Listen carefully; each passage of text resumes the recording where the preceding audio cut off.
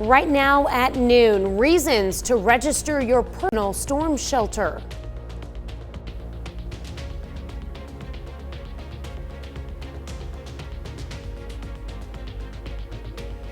And it's Hollywood's biggest night, what you can expect from this year's Academy Awards. The 4 states' most watched news starts now. Emergency officials across the 4 states prepare for the upcoming severe weather season. This is KOAM News at Noon. I'm Tanya Bach, topping our first 7 minutes, keeping you safe with communication. Emergency management teams communicate with the National Weather Service in the hours ahead of the storm, and then it's up to you to take the next step. You can sign up for Nixle alerts to receive real-time alerts and advisories directly from your local police and other local agencies. Just text your zip code to 888-777. And you can also download the KOAM Skywatch weather app to stay up to date on severe weather in the area. Emergency managers advise if you have a tornado shelter in your home, you should register it with your county. If you do have one or plan on putting one in, register it with our GIS office at the Crawford County website. That way we know if a tornado does happen in search and rescue process, we know there's a tornado shelter there and we can come find you. Now, if you don't have your own shelter, find out where you can go. The Joplin School District has community storm shelters open to the public, while Crawford County has 7 public shelters within the county. The city of Pittsburgh does not. USD 250 school shelters are reserved for students and staff during school hours only. We have a list of public shelters in the 4 states. Just go to our KOAM News Now weather page. Well, our KOAM weather team is constantly tracking new systems moving in, and Chris Warner joins us with a first look. Yeah, the good news is we're not anticipating any severe weather, at least not for the foreseeable future, but we are dealing with this yucky mess. It is foggy, it is drizzly, and it has been that way for the last couple of hours. MoDOT camera 20th and Range Line, you can still see that fog even just in front of the Bel Air Center there. So it's not super dense, but we are dealing with that fog. We've had some showers. We even had a few rumbles of thunder in Newton County earlier today as this activity continues to move on through.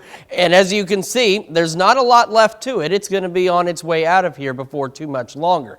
We are not really doing much in the way of warming unless you've been a little bit outside of the rain and the clouds. Well, you're still dealing with the clouds, but the other part of it is we've got this system right on top of us almost. So we've also got a southwesterly breeze, which has caused some warmer temperatures. Miami 52, Grove 54. Everybody else pretty cool. 43 Nevada, 42 Fort Scott, 48 Pittsburgh, 45 in Parsons, and we are sitting at 49 in Joplin. So we showed you that gray, dreary mess out there. Feels like 47 right now. The west-northwest breeze at about 5.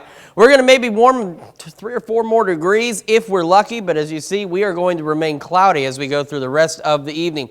Here's a look at what we're looking at. Showers are moving out. We're going to stay cloudy and cool. We got a dry, cool, and cloudy day ahead of us tomorrow, and we are watching some rain and thunderstorm chances as we head into the weekend. We'll talk about all of that here in just a few more minutes. Tanya?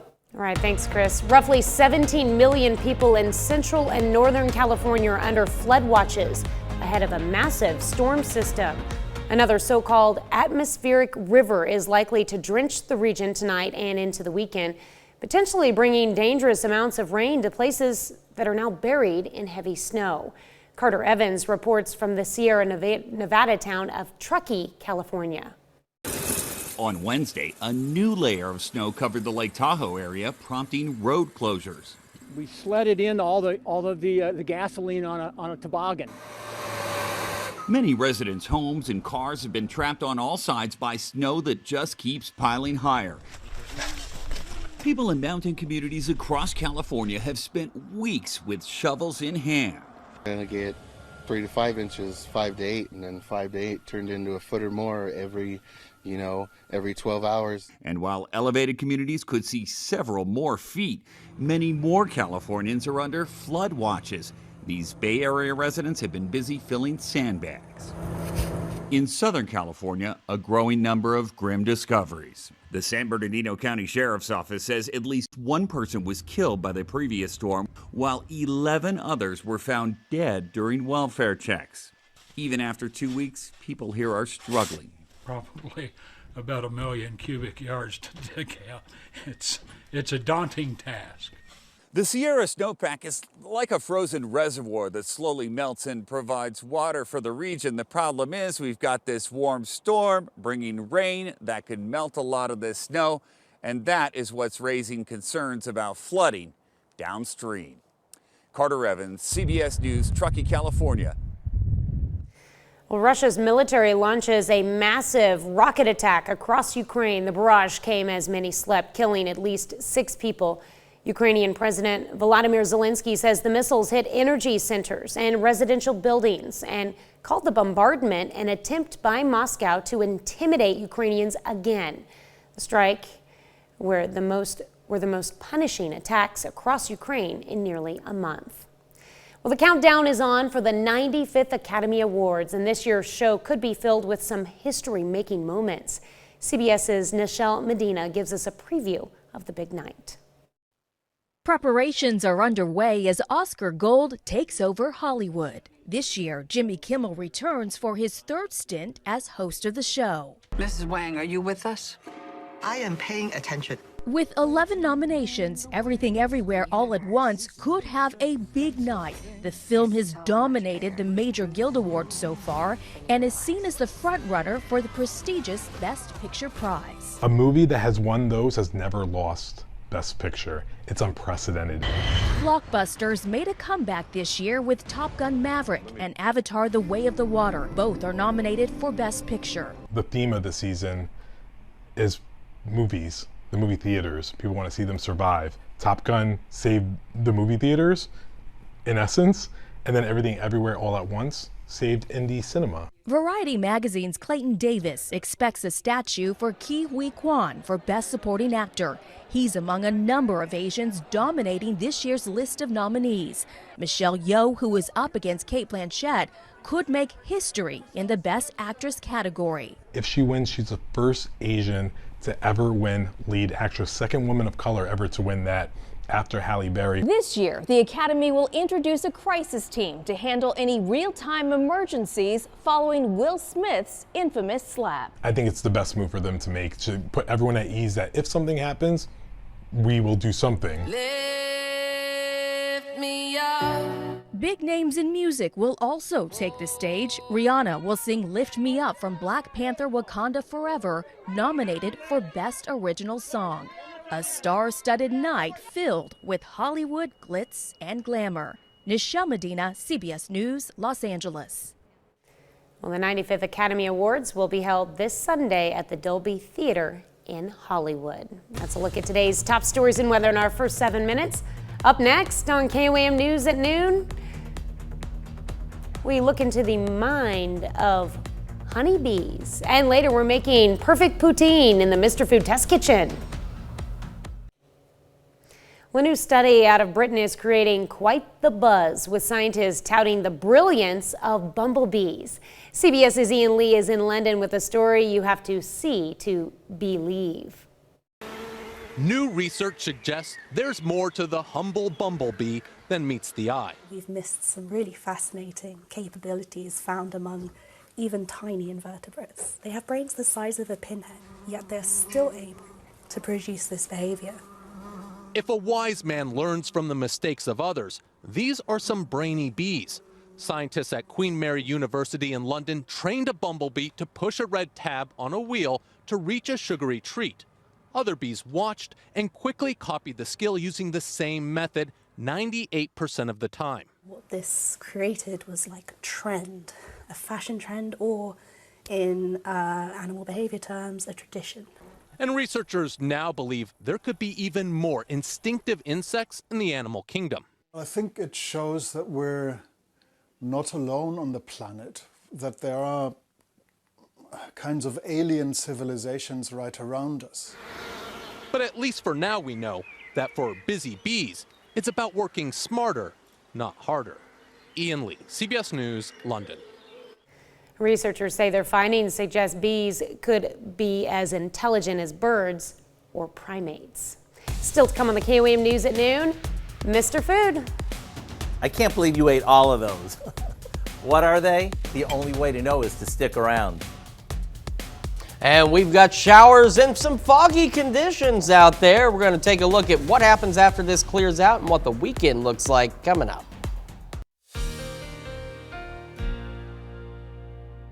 As promised, we did have some showers out there. We even had a rumble of thunder or two for some of us as this activity has moved on through, but it is beginning to make its way on out of here. Skywatch Storm Tracker, though, take a look at all those clouds. We threw the satellite layer on there, and there are clouds as far as this thing can see on the local level. And we still have some showers out there. As you can see, a few more trying to develop across parts of northeast Oklahoma. The heavier activity in southwest Missouri starting to roll on off to the east, and it will continue to do so. So once all this clears out of here, we stay cloudy and we stay cool. We start to clear a little bit overnight, and we're looking at a fairly decent Friday for us, albeit a bit on the cool side. We'll have a few passing clouds here and there, and then as we head into Saturday, do you notice the direction the clouds were coming from shifted? We're going to start to get mostly cloudy to just plain old cloudy by Saturday morning, and then we're going to start to see showers begin to develop, and they'll roll through the area, and we could even have a few thunderstorms as activity continues to develop and even redevelop across the area. Any stronger storms, which there is a risk for those, are well to our south, though. We're just expecting some plain old thunderstorms across the area. We're also, you may remember this morning, pretty much everybody along and west of Highway 69 in Kansas and Oklahoma dealing with some pretty dense fog this morning. We're dealing with pretty dense fog right across this zone here, where you can see Pittsburgh, Miami, Joplin, Carthage, all below 2-mile visibility. And so that's, we're talking Highway 69, 400, 160, I-49, parts of I-44. We've got some really dense fog out there that you need to watch out for. Our camera, 7th and range line, you can see that fog out there, and there's still a good drizzle coming down as well. MoDOT camera, 20th and range line. It's hard to see, but there's a thinly veiled layer of fog even just right in front of the Bel Air Center, so that's how we know we've got some pretty thick fog. We are also still, of course, dealing with the drizzle. So we're looking at some light rain in Joplin, 49, feels like 47 with a west-northwest breeze at about 5 miles an hour. Across the area, we are just downright chilly unless you're in northeast Oklahoma or far southern Missouri. 54 Anderson Grove, 52 Miami, 50 in Neosho. Then it gets chilly as you head back to the north. 48 Pittsburgh, 45 Parsons and Iola, 42 in Fort Scott, and 43 in Nevada. As we go through the afternoon, our highs really not going to make much of a move from here for most of us. We're going to maybe make it about 50, 51, but of course where it's a little warmer, you're doing a little bit better.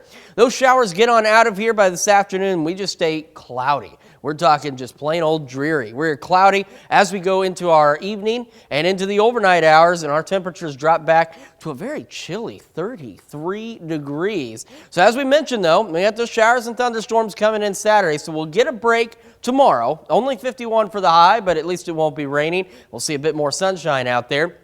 Showers and storms Saturday, maybe some morning showers on Sunday. 52 each of those days. Considerably colder on Monday, though. Look at that, down to 46 for the high, and then 25 for the low. At this point here, we're a week away from spring starting, and that's what we're dealing with. Now, there's a little fun in this forecast. We get into the mid-50s Tuesday, mid-60s by Wednesday, breezy on Thursday, mid-60s, but thunderstorms again. This system punches us back down to freezing Thursday night, only 42 on St. Patrick's Day with the possibility of a wintry mix, 22 next Friday night, and the day before spring, 38 degrees, which is nowhere near where we're supposed to be for this time of year. So even though spring is just a handful of days away, it is certainly not going to feel like it, save Tuesday, Wednesday, Thursday of next week. That's going to be our only taste of spring right around over the next several days at least. So not a lot of fun to contend with, but it is what it is, and it could be worse. We've had colder Marches. Very true. Something to keep an eye on for sure. All right, thanks, Chris. Well, stick around. We're making the perfect poutine after the break. We're making a Canadian classic you may have heard about, but never actually had a chance to try. Howard shows us how to make his perfect poutine in the Mr. Food Test kitchen. It's salty, it's crunchy, it's cheesy, and it's messy. If you're thinking, what the heck is he talking about? It's poutine. Now, for those of you who aren't familiar with this Canadian creation, It's simply French fries and cheese curds smothered in gravy. As a matter of fact, in Canada, every McDonald's has poutine on their menu, right along with a Big Mac. To make them, we start by preparing some frozen French fries according to the package instructions. I baked them, but if you want, you could fry them. Now we top them with a handful of cheese curds. And since these might be new to you, cheese curds are a byproduct of cheese that are produced during the cheese making process. They have a mild flavor and they sort of squeak when you bite into them. All right, we have the fries, we have the cheese curds. Now all we have to do is smother everything with gravy. I never said this was healthy, but I promise it's very tasty. And whether you eat these as a go-along or as the ultimate comfort food, they're almost impossible to resist. To get the recipe for what we call perfect poutine, including the homemade gravy, simply visit our website.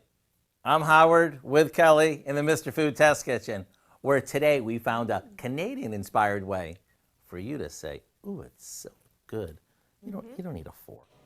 I'd have a try at that. Well, you can find this recipe along with a lot more good food from the Mr. Food Test Kitchen online. Just go to our website at KOAMnewsnow.com. Now here's a look at our 4-state market prices.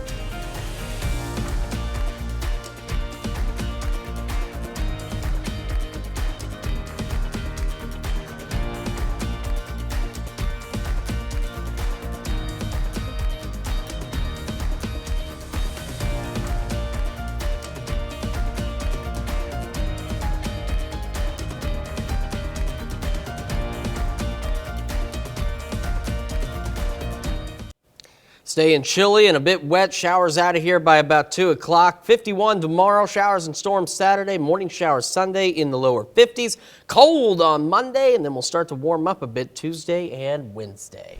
If that warm-up could just stay that way, though. Yeah, it will eventually, I promise. I hope so. Come August. Yeah. All right, what do we have coming up tonight at 5? Well, at 5, we're going to lose an hour of sleep this weekend. If you spring forward, begin daylight savings time this weekend. And help watch how to adjust to that time change. Plus, employees at a Miami, Oklahoma medical marijuana dispensary talk about what's next after the recreational marijuana vote failed to pass. And it's Thank a Farmer Week as Missouri's Farm Bureau donates to the Ronald McDonald House of the 4 States. Hope you'll join us for those stories. A lot more, of course. It's all coming up today on KOAM News at 5. All right, thank you, Dal. Thanks for joining us for KOAM News at Noon. We'll see you right back here at 5 o'clock.